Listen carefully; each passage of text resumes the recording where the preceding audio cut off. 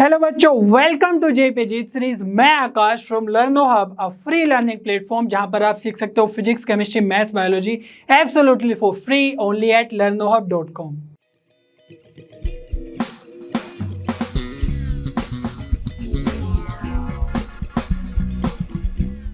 बच्चों, आज हम जेई सीरीज में कंटिन्यू करने वाले डिटरमिनेंट चैप्टर का कंसेप्ट वीडियो, जिसमें हम सीखेंगे solution of homogeneous linear equations and matrix method, जिसको हम गोश जॉर्डन मेथड भी बोलते हैं। तो ये हमारे प्रीवियस लेक्चर का ही कंटिन्यूएशन है, जिसमें हमने solution of simultaneous linear equations start किया था।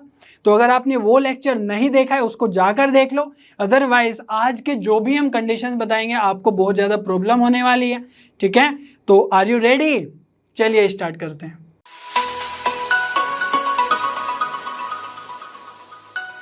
सिस्टम ऑफ होमोजीनियस इक्वेशंस, तो उसके लिए सबसे पहले तो यही जानना जरूरी है कि होमोजीनियस इक्वेशंस क्या है। जो हमने कल पढ़ी थी इक्वेशंस, अगर उसमें जो कॉन्स्टेंट्स हैं d1, d2, d3, उन्हीं इक्वेशंस की है ना, उन कॉन्स्टेंट्स की जगह अगर जीरो हो, जैसे यहाँ पर भी जीरो, यहाँ पर भी जीरो, यहाँ पर भी जीरो, बाकी लेफ्ट हैंड साइड में वही है ना, a1, b1, c1, x, y, z। लेकिन अगर कांस्टेंट जीरो हो गए तो उन्हीं इक्वेशंस को हम क्या बोलते हैं?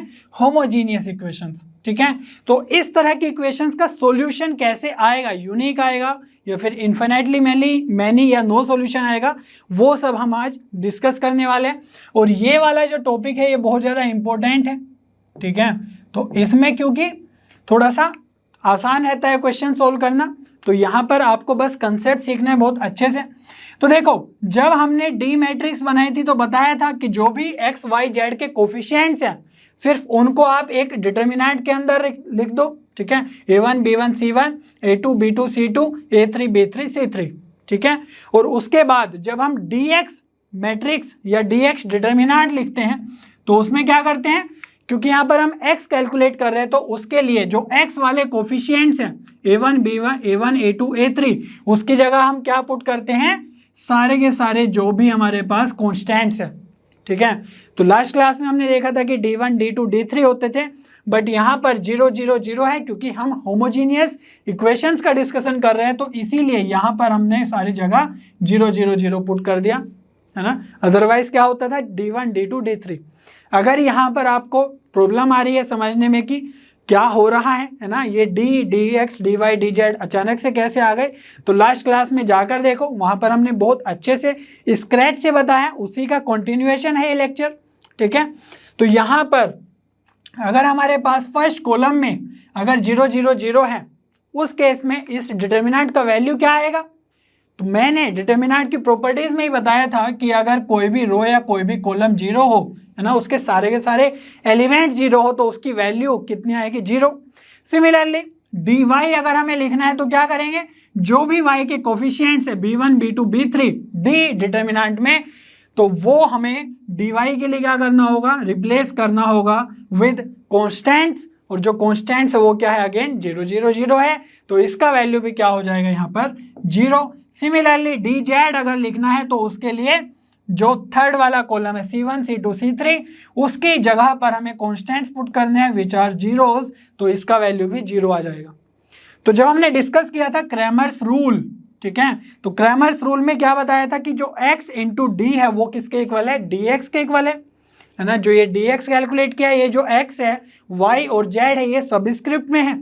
ठीक है, और जो ये y यहाँ पर मल्टीप्लाई है लेफ्ट हैंड साइड में, ये क्या है? मल्टीप्लाई में है d के साथ, और राइट हैंड साइड में है d सबस्क्रिप्ट में y।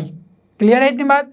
तो यहाँ से अगर हमें y कैलकुलेट करना है तो बहुत ही आसान है कैलकुलेट करना, क्योंकि यहाँ पर y का वैल्यू क्या आ जाएगा? देखो, यहाँ पर y का वैल्यू आ जाएगा dy बाई डी। ठीक है, यहाँ पर z का वैल्यू क्या आ जाएगा? dz by D. तो यहाँ पर x का वैल्यू क्या आ जाएगा? dx by D. ऑलराइट, लेकिन इन सभी सिचुएशंस में ये हम तभी लिखते हैं जब d डिफाइन हो, है ना, मीन्स d की नॉन जीरो हो बेसिकली वैल्यू। तो अगर d नॉन जीरो होगा डिनोमिनेटर में, तभी तो हम इसको कुछ डेफिनेट वैल्यू कैलकुलेट कर पाएंगे। अगर d डिनोमिनेटर में जीरो के इक्वल हो गया तो डिनोमिनेटर में तो कभी भी जीरो के इक्वल नहीं होना चाहिए, अदरवाइज उस वैल्यू, है ना, x y z की वैल्यू नॉट डिफाइन हो जाएगी। तो अगर हम डी नॉन जीरो की बात करें, ठीक है, दो केसेस जनरेट होते हैं हमेशा, या तो डी नॉन जीरो होगा या फिर डी जीरो होगा, ठीक है। डी क्या, इस कोफिशिएंट्स की जो डिटर्मिनेंट है उसका वैल्यू कितना होगा। तो डी अगर हमारे पास नॉट इक्वल टू जीरो है, not equal to zero like 5, 10 something, तो उस केस में क्या होगा, डिनोमिनेटर में कुछ ना कुछ एक नॉन जीरो नंबर लिखा हुआ है और dx dy dz की वैल्यू तो हमें पता ही है जीरो के इक्वल है। तो न्यूमरेटर में एज्यूम करो, है ना, इमेजिन करो कि 0 0 0 है हर जगह। जैसे हम ऐसे लिख सकते हैं, डिटर्मिनेंट की वैल्यू सपोज कुछ है लाइक 2 है, तो 0/2 ये वैल्यू कितनी आएगी, 0 के इक्वल ही आएगी, ठीक है। y की भी जब हम वैल्यू कैलकुलेट करेंगे, d सपोज 2 है, dy क्या है, 0 ही है, तो न्यूमरेटर में 0 और डिनोमिनेटर में एक नॉन जीरो नंबर है, that means x y z की वैल्यू क्या आ जाएगी, हमेशा 0 ही आएगी। और इसी को हम क्या बोलते हैं, यूनिक सॉल्यूशन, ठीक है। जब हमारे पास x y z की कोई एक डेफिनेट वैल्यू आ जाए तो यूनिक सॉल्यूशन जनरेट होगा। और होमोजेनियस इक्वेशन में हमने देखा क्योंकि dx dy dz 0 आ रहा है, तो इसलिए वो न्यूमरेटर में भी 0 है और डिनोमिनेटर में नॉन जीरो है। इस केस में तो वैल्यू क्या आ जाएगी, x y z की 0 0 0, ठीक है। हमेशा ही जो वैल्यू आएगी, जो सेटिस्फाई करेगा इस होमोजेनियस इक्वेशन को, वो क्या करेगा, 0 0 0। यहां से भी आप देख सकते हो, x की जगह y की जगह z की जगह 0 रखो, तो लेफ्ट हैंड साइड में 0, राइट हैंड साइड में ऑटोमेटिकली 0 है ही, क्योंकि हम होमोजेनियस इक्वेशंस का डिस्कशन कर रहे हैं। तो हर जगह 0 0 0 यहाँ पर सेटिस्फाई करेगा ही, ठीक है। और जब हम केस 2 पे जाते हैं जहां पर डिटर्मिनेंट 0 है, ठीक है, तो उस केस में हमारे दो सॉल्यूशंस हुआ करते थे, एक तो इन्फिनिटली मैनी सॉल्यूशन और एक no solution, d equal to 0 में। लेकिन क्योंकि यहाँ पर x y z की 0 0 0 हमेशा आएगी ही वैल्यू, क्योंकि राइट हैंड साइड में 0 0 0 है, दैट मीन्स यहाँ पर नो सॉल्यूशन का केस तो कोई बनता ही नहीं है ना। समझ में आ रही है बात, क्योंकि ऑलरेडी हमें पता है कि यहाँ पर इस इक्वेशन को 0 सेटिस्फाई करेगा ही करेगा। x y z की इक्वेशंस, है ना, की जगह x y z की वैल्यू अगर आप 0 0 0 पुट करोगे, तीनों इक्वेशन को सेटिस्फाई करेगा। दैट मीन्स जो नो कोई सॉल्यूशन हम यहाँ पर देखते थे वो तो केस बनेगा ही नहीं, क्योंकि ऑलरेडी एक सॉल्यूशन प्रेजेंट है विच इज 0 0 0। दैट मीन्स जब भी आप डिटर्मिनेंट 0 के इक्वल देखो तो यहाँ से बनेगा आपके पास इन्फिनिटली मैनी सॉल्यूशंस। क्लियर हुई बात। d अगर नॉट इक्वल टू 0 तो हमारे पास एक unique solution which is 0 0 0। d अगर 0 है तो उस केस में भी 0 0 0 तो यहाँ पर सेटिस्फाई करेगा ही, तो उसी को बोल देंगे हम इन्फिनिटली मैनी सॉल्यूशंस, ठीक है। तो नो सॉल्यूशन की कंडीशन तो है ही नहीं, ओके।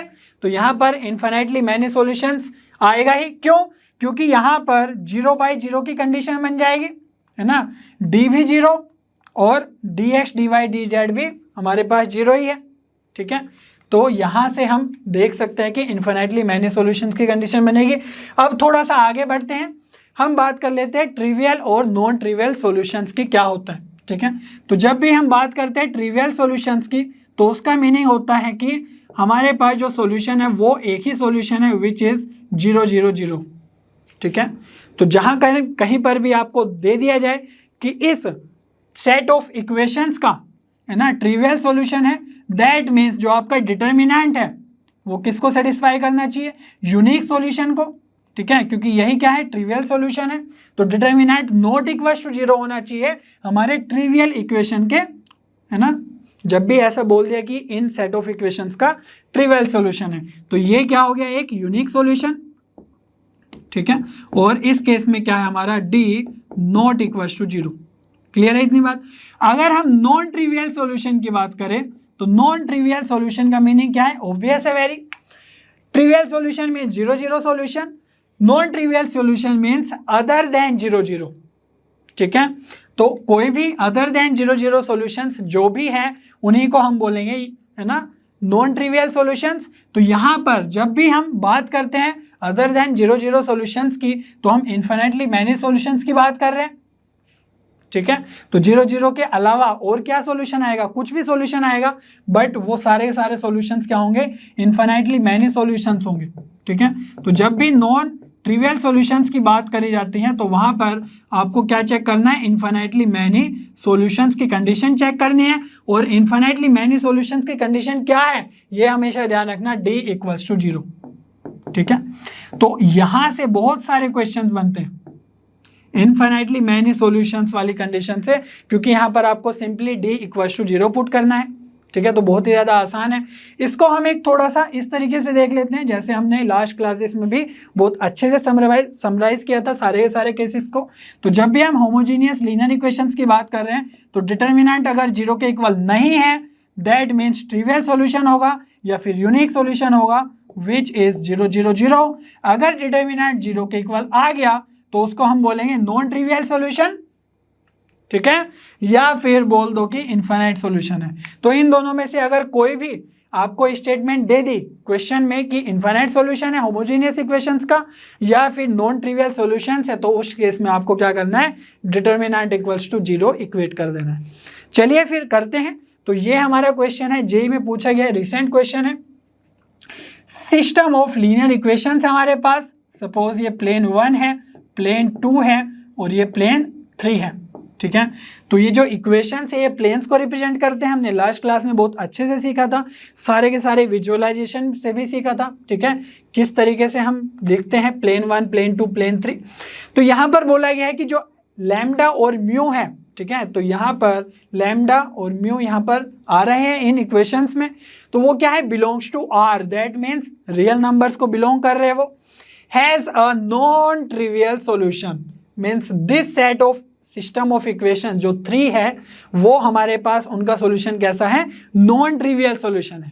ठीक है, तो उस केस में बताना है कि कौन सा स्टेटमेंट या कौन सा ऑप्शन ट्रू होगा।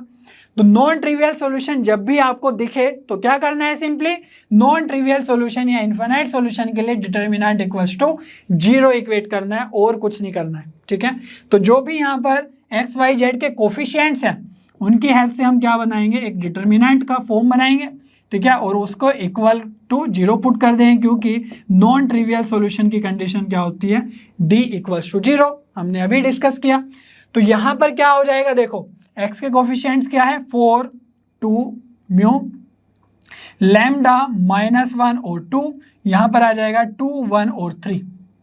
ठीक है, तो इसका वैल्यू आपको सिंपली 0 के इक्वल पुट करना है। यहाँ से हमें लैम्डा और म्यू की वैल्यूज के बारे में कुछ पता चलेगा। तो कैसे पुट करेंगे, थोड़ा सा इसको ना ट्रांसफॉर्मेशंस कर लेते हैं ताकि हमारे पास कुछ जीरोस बन जाए, ताकि कैलकुलेट करना आसान हो जाए डिटर्मिनेंट का वैल्यू को। तो यहाँ पर कौन कौन से ट्रांसफॉर्मेशन लगा सकते हैं, देखो ध्यान से। अगर हम कॉलम 1 में क्या क्या दिया हुआ है, 4, 2 म्यू है और यहाँ पर है 2, 1, तो 2, 1 का एग्जैक्टली डबल 4 और 2 लिखा हुआ है कि नहीं। तो यहाँ पर अगर हम ये वाला ट्रांसफॉर्मेशन लगा ले कि कॉलम 1 में है ना, हम कर दे column 1 -2 of twice of column 2, और जो कॉलम 2 है उसमें भी कुछ जीरोज बन सकती है क्या, देखते हैं, है ना। और ये कॉलम 3 है, सॉरी कॉलम 1 में से हम ट्वाइस ऑफ कॉलम 3 के एलिमेंट्स माइनस कर देंगे। और अगर जो कॉलम 2 है उसमें भी हमारा -1 है, यहाँ पर 1 है, तो अगर इसको भी 0 बनाना है ताकि और जीरोज बन जाए तो हम क्या करेंगे, कॉलम 2 में कॉलम 1 के साथ, है ना, कॉलम 2 कॉलम 3 के साथ हम ऐड कर देंगे, तो यहाँ पर भी 0 बन जाएगा। क्लियर है इतनी बात। तो यहाँ से हम क्या लिखेंगे कॉलम 1 में, देखो C1 -2 C3, तो 4 - twice of 2 that means 0, 2 - twice of 1 that means 0, mu - twice of 3, तो ये बन जाएगा म्यू -6। कॉलम 2 क्या होगा, लैम्डा माइनस, हमने क्या देखा है, C2 + C3 करना है, सिर्फ इसको 0 बनाना है, तो ये होगा सॉरी लैम्डा +2, यहाँ पर बन जाएगा -1 + 1 0, ये बन जाएगा 2 + 3 5, और कॉलम 3 को तो हम अनटच्ड मीन्स चेंज ही नहीं करेंगे। ठीक है, this is equal to 0। Clear हो रही है बात। इन ट्रांसफॉर्मेशन से बेनिफिट क्या होता है कि हमारे पास कुछ कुछ जीरोस बन जाते हैं, यहाँ पर अब सोल्व करना बहुत ज़्यादा आसान हो जाएगा। ठीक है, तो अब देखो कॉलम 1 के अंदर सिर्फ एक ही एलिमेंट नॉन जीरो है, तो इसमें क्या करेंगे, कॉलम 1 के अलावा एक्सपेंड कर लेंगे, तो क्या बनेगा, देखो प्लस माइनस प्लस, तो यहाँ पे प्लस के साथ ही एक्सपेंड होगा, म्यू -6 बाहर, और इसका जो माइनर होगा वो क्या होगा, देखो ये वाला कॉलम, ये वाला रो और ये कॉलम गायब, तो लैम्डा प्लस 2 इंटू 1 और ये तो 0 हो जाएगा, 0 इंटू 2, तो लैम्डा प्लस 2 हमारा अंदर बनेगा इक्वल्स टू 0। क्लियर है इतनी बात? तो देखो इस इक्वेशन में अगर 0 करना है हमें, तो एक म्यू आया, एक लैम्डा आया, तो यहां पर अगर म्यू 6 के इक्वल हो गया तो यहां पर कुछ केसेस बनेंगे, ध्यान से देखना आप। म्यू अगर हमारा 6 के इक्वल हो गया तो उस केस में क्या होगा, लैम्डा कुछ भी हो चलेगा, हमारा अल्टीमेटली 0 ही हो जाना है ये सब, क्योंकि म्यू की जगह ही हमने 6 पुट कर दिया है। दैट मीन्स ये वाला पार्ट, ये फर्स्ट पार्ट हमारा 0, तो ये कुछ भी हो तो भी चलेगा। दैट मीन्स जो लैम्डा की हर एक वैल्यू के लिए ये इक्वेशन सेटिस्फाई होगी। और लैम्डा की क्या क्या वैल्यू है, बोला गया है कि जो लैम्डा और म्यू है वो that belongs to R. That means हम यहां से लिख सकते हैं lambda belongs to R. Clear हो रही है बात? केस 2 क्या बन सकता है? केस 2 बन सकता है हमारा कि जो लैम्डा है वो हमारा -2 के इक्वल हो जाए। ठीक है, इस इक्वेशन को अगर सोल्व करें तो lambda plus 2 equal to 0, that means lambda equal to -2। तो लैम्डा इक्वल टू अगर -2 हो गया, उस केस में हमारा सेकेंड वाला जो पार्ट है, सेकेंड वाला जो ब्रैकेट है वो 0 हो गया। तो जो म्यू है वो कुछ भी होता रहे, यहाँ पर तो 0 से मल्टीप्लाई होने के बाद वो 0 होगा ही होगा। दैट मीन्स इस केस में हम लिख सकते हैं कि mu belongs to R. Clear है? एक केस और बनेगा यहाँ पर, क्या बनेगा कि जो म्यू है वो भी 6 के इक्वल और जो लैम्डा है वो भी -2 के इक्वल, तो दोनों के दोनों ही 0 हो गए, तो अल्टीमेटली तो 0 ही रहेंगे। That means mu equal to 6 और लैम्डा इक्वल टू -2। तो अब देख लो कौन सा केस यहाँ पर मैच कर रहा है। ठीक है, ऑप्शंस में अगर यहाँ पर मल्टीपल चॉइस क्वेश्चन होता तो ज़्यादा अच्छे से ऑप्शन सेट किए जा सकते थे, बट क्योंकि ये है ना सिंगल करेक्ट ही है, तो इसलिए क्या है यहाँ पर केस 1 में mu equal to 6, lambda belongs to R. ठीक है, क्या ये मैच कर रहा है? नहीं कर रहा है। ठीक है, कोई भी म्यू इक्वल टू 6 तो अच्छा सी ऑप्शन में है, यस, तो mu equal to 6, lambda equal to R हमारा सी ऑप्शन में करेक्ट है। और ऑप्शंस अगर हम चेक करना चाहे, लैम्डा इक्वल टू -2, तो लैम्डा इक्वल टू -2 तो कहीं पर भी नहीं है। ठीक है, और म्यू इक्वल टू 6 यहाँ पर भी है, लेकिन यहाँ पर लैम्डा इक्वल टू -2 है, वो यहाँ पर गिवन नहीं था, तो ये वाला ऑप्शन हमारा बिल्कुल करेक्ट हो जाएगा, सी ऑप्शन। ठीक है, तो इस तरीके से आपको सोचना है। सिंपली आपको क्या करना है, नॉन ट्रिवियल सॉल्यूशन में जब भी आपको दे दिया जाए तो d इक्वल टू 0 पुट कर देना है। बाकी तो बेसिक कैलकुलेशन है। डिटर्मिनेंट इक्वल टू 0 तो हम बहुत पहले से सीखते हुए आ रहे हैं ना, डिटर्मिनेंट के इतने सारे लेक्चर्स हो चुके हैं, तो वहाँ पर प्रॉपर्टीज लगा के आप सिंपली ये इक्वेशन को जनरेट कर पाए और यहाँ से कुछ केसेस बना पाए। जो भी केस वहाँ पर सेट हो रहा है उसको आप आंसर टिक कर सकते हो। ठीक है बच्चों, लास्ट क्लास में जो हमने डिस्कस किया था और अभी तक का डिस्कशन, होमोजेनियस इक्वेशंस तक का डिस्कशन हमने क्रैमर्स रूल के अकॉर्डिंग किया है। ठीक है, जिसमें हम डिटर्मिनेंट्स का यूज़ करते हैं, बट हम अब डिस्कस करेंगे मैट्रिक्स मेथड, जिसको हम बोलते हैं गोश जॉर्डन मेथड। ठीक है, तो यहाँ पर मैट्रिक्स को लेकर, एडजॉइंट्स को लेकर, मैंने लास्ट क्लास में भी रेफरेंस दिया था कि हम एडजॉइंट यहाँ पर कैलकुलेट करेंगे और उसके अकॉर्डिंग अपना आंसर चेक करने की कोशिश करेंगे। और ये हमारे पास अगर 3 प्लेन्स की इक्वेशन है, ठीक है, P1, P2, P3 है ना, क्या है बेसिकली 3 इक्वेशंस, 3 वेरिएबल्स। तो इसको हम क्या इस तरीके से लिख सकते हैं ना, जो A मैट्रिक्स है वो क्या है, coefficients of X Y Z का मैट्रिक्स। ठीक है, और जो X मैट्रिक्स है वो क्या है, अननोन्स का मैट्रिक्स एक्स वाई जेड, और जो B मैट्रिक्स है वो हमारे कॉन्स्टेंट्स का मैट्रिक्स है। क्लियर है इतनी बात? तो अगर इस मैट्रिक्स को मैं इस तरीके से लिख दूं AX इक्वल टू B, तो क्या ये इन्हीं इक्वेशंस को रिप्रेजेंट करेंगे? यस, बिल्कुल करेंगे। तो अगर आपको A का जो फर्स्ट रो है उसको आपको x के साथ मल्टीप्लाई कराना है, तो क्या बनेगा, a1x b1y c1z plus sign के साथ, है ना, लेफ्ट हैंड साइड में, इक्वल्स टू b, और इक्वल्स टू b क्या है, d1 के इक्वल रखना है। ठीक है, तो ये सब हो जाएगा d1 के इक्वल। अगेन b2x प्लस, है ना, a2x b2y c2z बन जाएगा d2 के इक्वल। तो वही इक्वेशंस को हम इस तरीके से भी लिख सकते हैं।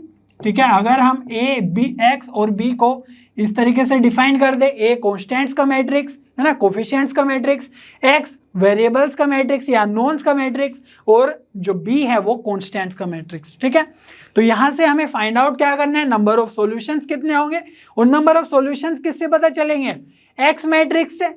ठीक है। तो अगर यहाँ पर हमें एक्स मैट्रिक्स के बारे में बताना है तो कैसे करेंगे, एक्स की वैल्यू फाइंड आउट करनी होगी। ऑल राइट, तो ए एक्स इक्वल्स टू बी है हमारे पास। तो ए को अगर यहाँ से हमें हटाना है तो पुराने आइडियाज पे जाओ जहाँ पर हम इनवर्स की प्रॉपर्टीज सीख रहे थे या फिर एडजॉइंट की प्रॉपर्टीज सीख रहे थे। तो इनवर्स में मेनली हमने क्या सीखा था कि अगर हम ए के अंदर प्री मल्टीप्लाई कर दे ए इनवर्स से और बी में भी प्री मल्टीप्लाई कर दे ए इनवर्स से, तो क्या मिलेगा, दोनों साइड हमने ए इनवर्स से प्री मल्टीप्लाई किया है, मीन्स दोनों के पहले मल्टीप्लाई किया है, तो हमें मिलने वाला है यहाँ से ए इनवर्स ए बन जाएगा आई, आइडेंटिटी मैट्रिक्स, और आई की एक्स से मल्टीप्लाई करेंगे तो एक्स ही रहेगा, equals to right hand side में मिलने वाला है हमें simply A inverse B. Clear है इतनी बात। और यहाँ से भी जो ए इनवर्स है उस पर तो डायरेक्टली हमें नहीं पता है चीज़ें, इसको भी हम स्प्लिट करेंगे। हमने बताया था इनवर्स वाले चैप्टर में, है ना, इनवर्स वाले लेसन में, तो वहाँ पर हमने देखा था कि ए इनवर्स क्या होता है, basically A adjoint of A upon determinant of A होता है।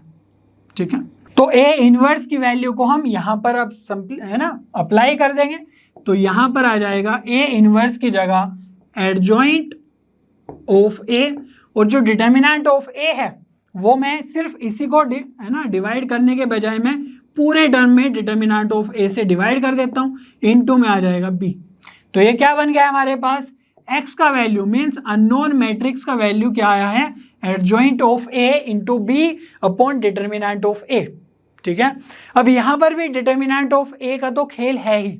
ठीक है, तो जो है ना कोफिशिएंट्स मैट्रिक्स का जो डिटर्मिनेंट है वो तो डिनोमिनेटर में रहेगा ही, वहाँ पर भी डी बना था, वहाँ पर भी इसने परेशान किया था। तो यहाँ से दो ही केस हमारे पास बनेंगे, या तो डिटर्मिनेंट ऑफ ए जीरो नहीं होगा, नॉट इक्वल्स टू जीरो, या फिर ये जीरो हो जाएगा। तो नॉट इक्वल्स टू जीरो अगर है तो उस केस में क्या बनेगा हमारे पास, यूनिक सॉल्यूशन। क्लियर है इतनी बात। हमेशा ही जब भी हमारे पास determinant of A not equals to zero है, मीन्स कोई non negative non zero number है लाइक 5, 4, 10, है ना, तो उस केस में हमारे पास यूनिक सॉल्यूशन बनेगा ही। क्यों बनेगा, क्योंकि डिनोमिनेटर में अगर हमारे पास सपोज 5 है तो ऊपर कुछ भी हो ये नंबर कुछ ना कुछ डिफाइन होगा ही होगा। अगर ऊपर जीरो भी हो गया तो 0.5 भी जीरो ही रहेगा, वो भी एक वैल्यू कैलकुलेट होकर आएगा। ठीक है, तो इसीलिए हमारे पास जो डिटर्मिनेंट ऑफ ए है वो हमारा नॉन जीरो होना ही चाहिए। अगर ये जीरो हो गया तब हमारे पास कुछ कंडीशंस बनेगी, तो उसको हम देख लेते हैं क्या क्या कंडीशन बनने वाली है। तो मैं इसको थोड़ा सा अच्छे से लिखता हूँ।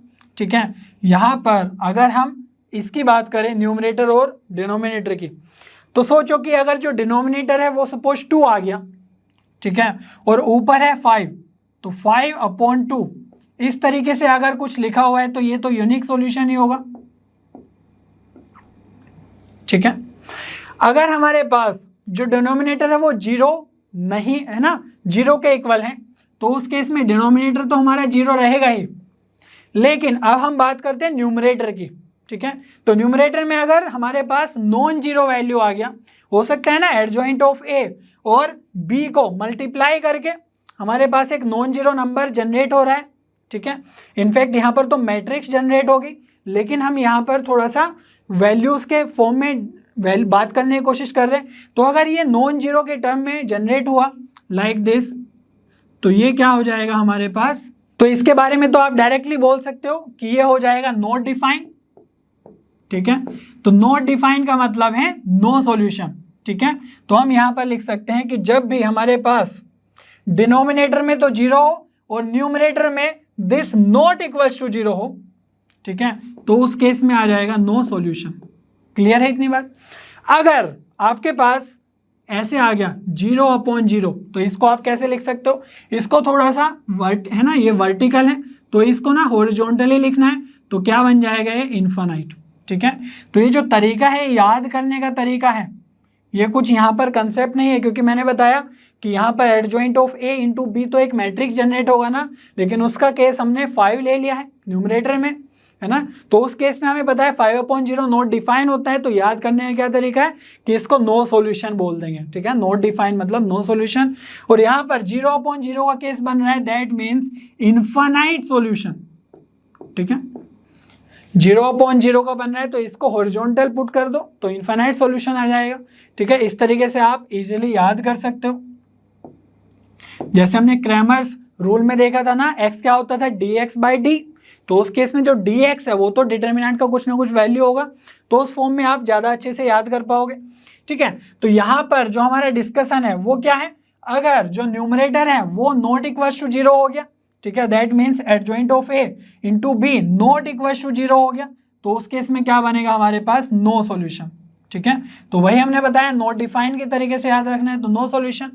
लेकिन अगर ऊपर भी 0 हो गया, नीचे तो 0 है ही, उसी के अंदर हम ये वाली वैल्यूज डिस्कस कर रहे हैं, तो लेकिन ऊपर का भी 0 हो गया, तो उस केस में किस तरीके से याद रखना है, 0/0 को हमें थोड़ा सा है ना हॉरिजॉन्टली पुट कर देना है, तो उस केस में हमें याद रहेगा कि ये इनफाइनाइट सॉल्यूशन होगा या फिर मैनी सॉल्यूशंस होंगे।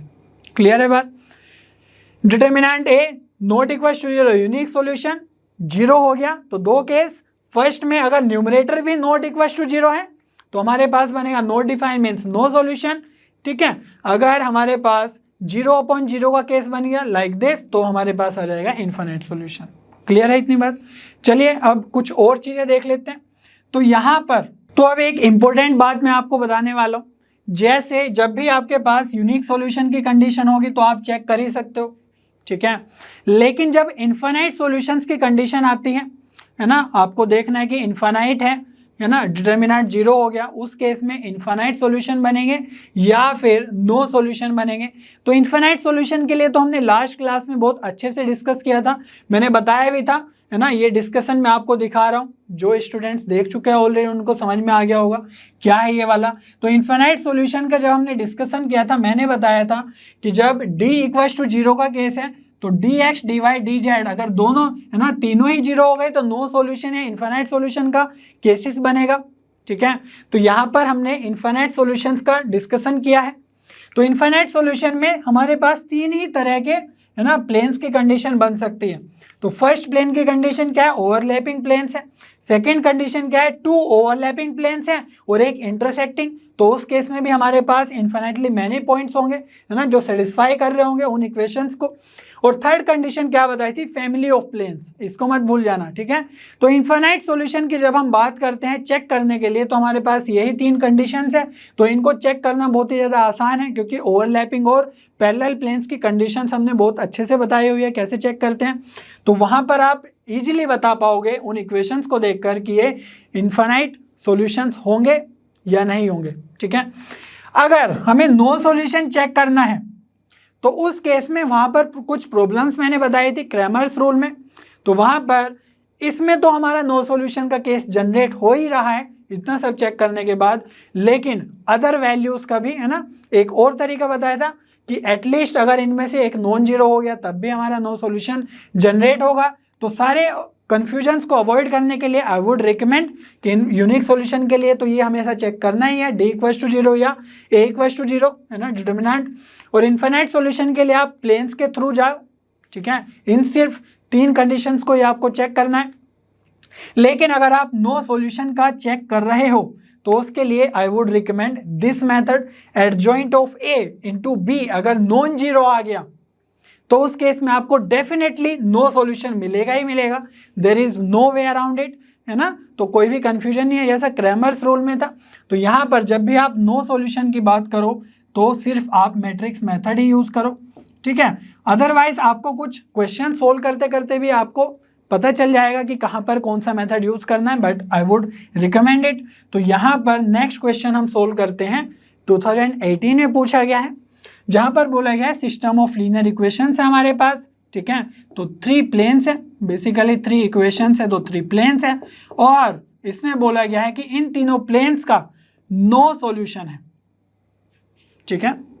तो नो सॉल्यूशन के केस में हम क्या करेंगे, यहाँ पर जाएंगे, ठीक है। डिटर्मिनेंट ऑफ ए नॉट है ना इक्वल्स टू 0 होना चाहिए, और जो न्यूमरेटर में लिखा हुआ है क्या, adjoint of A into B, वो क्या होना चाहिए, नॉट इक्वल्स टू 0, ठीक है। तो नो सॉल्यूशन के लिए हम ये सब चीज़ें चेक करेंगे। यहाँ पर जो ए है और बी है वो अननोन्स है, उसी के बारे में आपसे ऑप्शंस में पूछा गया है, ठीक है। तो हमारे पास सबसे पहली कंडीशन क्या होती है नो सॉल्यूशन के लिए, यहीं से हम एंटर करते हैं नो सॉल्यूशन में, तो ये तो हमें चेक करना ही होगा डिटर्मिनेंट ऑफ ए, और डिटर्मिनेंट ऑफ ए कैलकुलेट करने से हमें क्या मिलेगा, ए का वैल्यू भी पता चल जाएगा, ठीक है। तो determinant of A for no solution क्या होना चाहिए, हमेशा 0 ही होना चाहिए, ठीक है। तो यहाँ पर पुट कर देंगे 1 1 1, यहाँ पर आ जाएगा a 2 5 और z के कोफिशिएंट्स क्या क्या हैं 1 2 और 3। क्लियर है इतनी बात। अब a की वैल्यू आपको सिंपली फाइंड आउट करनी है, तो डिटर्मिनेंट है ना सोल्व करना तो आपको पता ही है, इक्वल्स टू 0 पुट करना है, लेकिन इसको थोड़ा सा हम है ना कैलकुलेशन आसान करने के लिए क्या करेंगे, कुछ ट्रांसफॉर्मेशंस कर लेंगे। तो ट्रांसफॉर्मेशन क्या आएगा, देखो ध्यान से, फर्स्ट कॉलम में हमारे पास 1 1 1 है, तो 0 बनाने के लिए क्या कर सकते हैं हम, रो 1 में से रो 3 को माइनस कर दो, रो 2 में से रो 3 को माइनस कर दो, तो क्या बनेगा देखो ध्यान से, है ना। ये ट्रांसफॉर्मेशन लगाने के बाद हमारा डिटर्मिनेंट बहुत ही ज़्यादा आसान बन जाएगा। रो 1 में क्या बचेगा, रो 1 माइनस रो 3 करना है, 1 में से 1 गया 0, a में से 5 गया तो ये बचा a माइनस 5, और यहाँ पर बचेगा 1 माइनस 3 माइनस 2, ठीक है। रो 2 में क्या करना है, रो 2 माइनस रो 3, तो यहाँ से रो 2 के एलिमेंट से रो 3 के एलिमेंट्स माइनस करने, तो ये बचेगा 0, 2 माइनस 5 बन जाएगा माइनस 3, और ये बन जाएगा 2 माइनस 3 माइनस 1। रो 3 को हमें एज इट इज पुट कर देना है 1 5 3, ठीक है। इक्वल्स टू क्या होना चाहिए 0 फॉर नो सॉल्यूशन। तो यहाँ पर ध्यान से देखो, अब हमारे पास जो कॉलम 1 है उसमें सिर्फ एक ही नॉन जीरो नंबर है ना, थर्ड वाला एलिमेंट, तो इसी के अराउंड मीन्स कॉलम 1 के अबाउट हम एक्सपेंड कर सकते हैं। तो यहाँ से बन जाएगा 1 इंटू है ना -1 की a माइनस 5 से मल्टीप्लाई होगी, ऑल राइट, और फिर हम क्या करेंगे -3 की -2 से मल्टीप्लाई करेंगे, बीच में माइनस तो आएगा ही, -3 -2 कितना हो जाएगा मल्टीप्लाई होके 6, करेक्ट। तो यहाँ पर आ जाएगा इक्वल्स टू 0। तो इसको थोड़ा सोल्व कर लेते हैं, ये बन जाएगा -a + 5 - 6 इक्वल्स टू 0, तो -a -1 इक्वल्स टू 0, तो a कितना आ जाएगा -1, ठीक है। -a को उधर ले जाओ तो -1 बचेगा, तो -1 यहाँ पर हमें पता चल गया है, तो -1 के दो ऑप्शन है, ठीक है, A और D, तो B और C ऑप्शन तो आपका एलिमिनेट ही हो गया है, ठीक है। अब बात करते हैं जो B की वैल्यू है, क्योंकि यहाँ पर B के बारे में पूछा गया है, तो जो A और D पार्ट है, B में यहाँ पर B इक्वल्स टू 9 है, यहाँ पर B नॉट इक्वल्स टू 9 है, क्लियर है इतनी बात। तो यहाँ से अगर हमें B कैलकुलेट करना है तो उसके लिए मैंने क्या बताया, नो सॉल्यूशन के लिए कंडीशन कि हमारा जो adjoint of A into B है वो नॉट इक्वल्स टू 0 होना चाहिए, ठीक है। तो सिंपली क्या लिख देंगे हम, दूसरी कंडीशन एडजॉइंट ऑफ A, जो ये वाली मैट्रिक्स है ना, ये वाला जो डिटर्मिनेंट है A डिटर्मिनेंट, तो इसी के करस्पॉन्डिंग जो मैट्रिक्स होगी ना कोफिशिएंट मैट्रिक्स, तो उसी को क्या बोलेंगे हम, उसका एडजॉइंट निकालेंगे इनटू B, ये किसके इक्वल होना चाहिए, मीन्स किसके नॉट इक्वल होना चाहिए, 0 के नॉट इक्वल होना चाहिए, 0 के इक्वल नहीं होना चाहिए। तो यहाँ पर ध्यान से देखो, जो एडजॉइंट ऑफ A है वो कैसे निकलेगा, इसी मैट्रिक्स का है ना, इसके करस्पॉन्डिंग जो मैट्रिक्स है कोफिशिएंट मैट्रिक्स, उसका एडजॉइंट निकाल लेंगे हम, और जो B मैट्रिक्स है वो क्या है यहाँ पर, वो है हमारे पास कॉन्स्टेंट्स की मैट्रिक्स होती है 3 6 और B, ठीक है, उसको हम मल्टीप्लाई करेंगे और जो फाइनली मिलेगा ये क्या होना चाहिए, not equals to null matrix actually, ठीक है, ये 0 नहीं है, क्योंकि adjoint of A into B क्या मिलेगा हमें,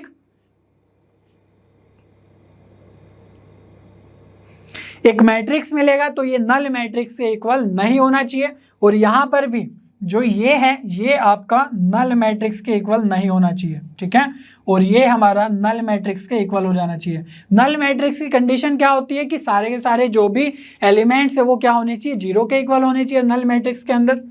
तो यहाँ पर अब अगर आप ध्यान से देखो, यहाँ पर क्या करना है, सिंपली आपको एडजॉइंट ऑफ A कैलकुलेट करना है और B के साथ मल्टीप्लाई करना है, नॉट इक्वल्स टू 0 की कंडीशन लगानी है। तो जब हम B की वैल्यू पुट करेंगे है ना, B मैट्रिक्स की, ये है हमारे पास B मैट्रिक्स, ठीक है, तो उसके अंदर हमारे पास 3 6 और B है।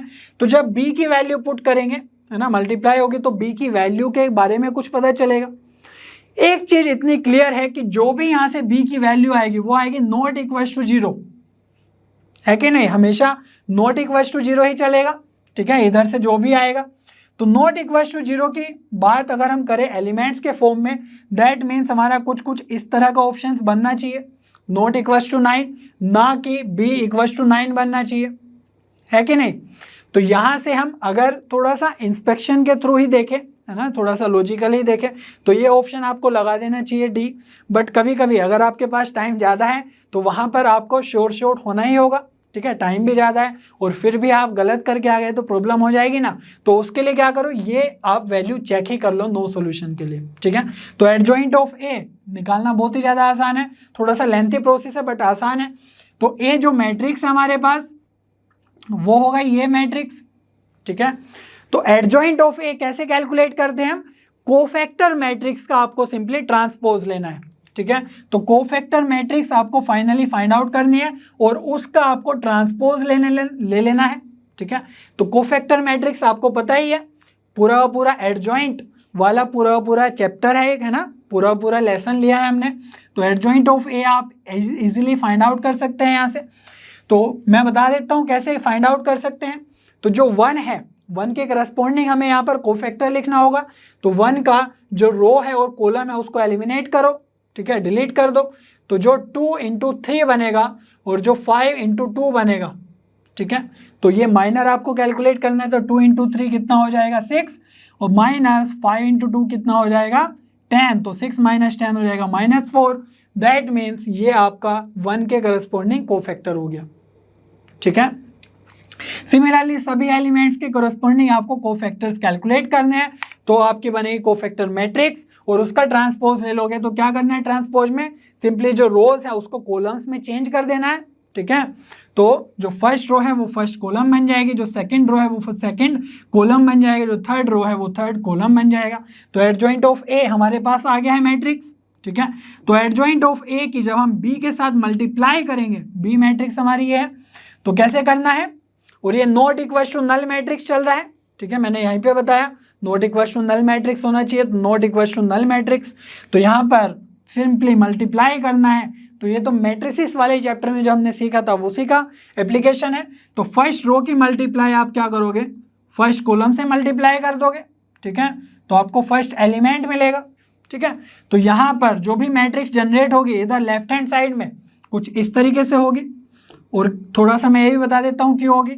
ये हो गई आपकी 3 क्रॉस 3 की मैट्रिक्स, ये हो गई, इसमें 3 रोज हैं और 1 कॉलम है, ठीक है। तो 3 सेम है, तो यहाँ पर बचेगा 3 और यहाँ पर बचेगा 1। दैट मीन्स जो लेफ्ट हैंड साइड को सोल्व करके आएगा वो क्या आएगा आपके पास 3 क्रॉस 1 का मैट्रिक्स, और राइट हैंड साइड में not equal to null matrix है, तो वो तो हमारे पास 0 0 0 है ही, ठीक है। तो यहाँ पर जब हम फर्स्ट एलिमेंट को चेक करेंगे तो क्या बनेगा, -4 इंटू 3 -12 और 8 इंटू 6 48 और ये बन जाएगा -4 इंटू बी, तो -4b। ये क्या आया फर्स्ट एलिमेंट, ठीक है, और ये नॉट इक्वल टू दिस है, ठीक है। तो जो इक्वालिटी है ना या नॉट इक्वालिटी जो हमने बताया था इक्वल मैट्रिसेस का कंसेप्ट, वो हमारे नॉट इक्वल टू में भी लगेगा।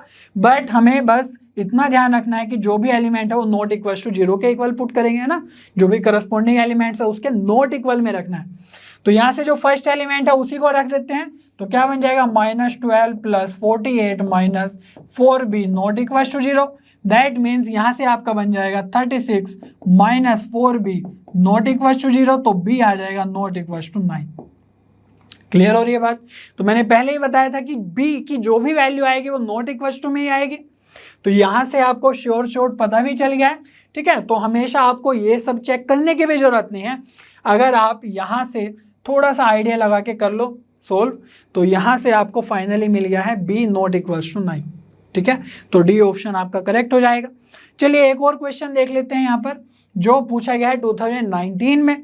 तो बोला गया है the number of values of theta belongs to 0 to π, ठीक है, ओपन इंटरवल में है 0 to π for which the system of linear equations, जो हमारे पास 3 इक्वेशंस है, तो ये हमारे पास प्लेन 1 की इक्वेशन, ये है हमारे पास प्लेन 2 की इक्वेशन, ये है हमारे पास प्लेन 3 की equation, has a non trivial solution. तो नॉन ट्रिवियल सॉल्यूशन मीन्स ये होमोजीनियस के करस्पॉन्डिंग बात हो रही है, क्योंकि जो कॉन्स्टेंट्स है वो क्या है, सारे के सारे जीरो ही है। तो नॉन ट्रिवियल सॉल्यूशन में हमने क्या बताया था, इन्फिनिटली मैनी सॉल्यूशंस, है ना, या तो इन्फिनिटली मैनी सॉल्यूशंस लिखा हो या नॉन ट्रिवियल सॉल्यूशन हो, दोनों का मीनिंग क्या है, डिटर्मिनेंट इक्वल्स टू 0 के इक्वल होना चाहिए, ठीक है। और डिटर्मिनेंट किसका, जो भी कोफिशिएंट्स हैं उनके, है ना, जो भी वेरिएबल्स हैं उनके कोफिशिएंट्स का डिटर्मिनेंट, तो क्या इक्वल टू 0 होना चाहिए। यहाँ पर है x का कोफिशिएंट 1, ये -1, यहाँ पर है साइन 3 थीटा, ठीक है, और यहाँ से आ जाएगा 3, 4 और ये आ जाएगा कोस 2 थीटा, और यहाँ पर z के कोफिशिएंट्स क्या क्या है, ऊपर है 7, ये भी 7 और ये है हमारे पास 2, इक्वल्स टू 0 के इक्वल होना चाहिए। क्लियर हो रही है बात। तो यहाँ पर सिंपली आपको इसको एक्सपेंड करना है और थोड़ा सा ट्रिग्नोमेट्री वाला कंसेप्ट आपको लगाना है, जो सोनाली मैम ने आपको बहुत अच्छे से पढ़ाया है।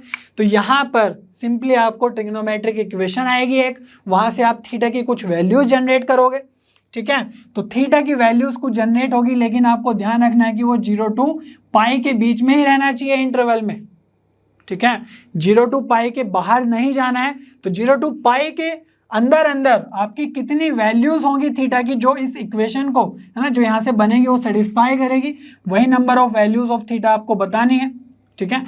तो ये आपको मैं दे रहा हूँ होमवर्क क्वेश्चन में।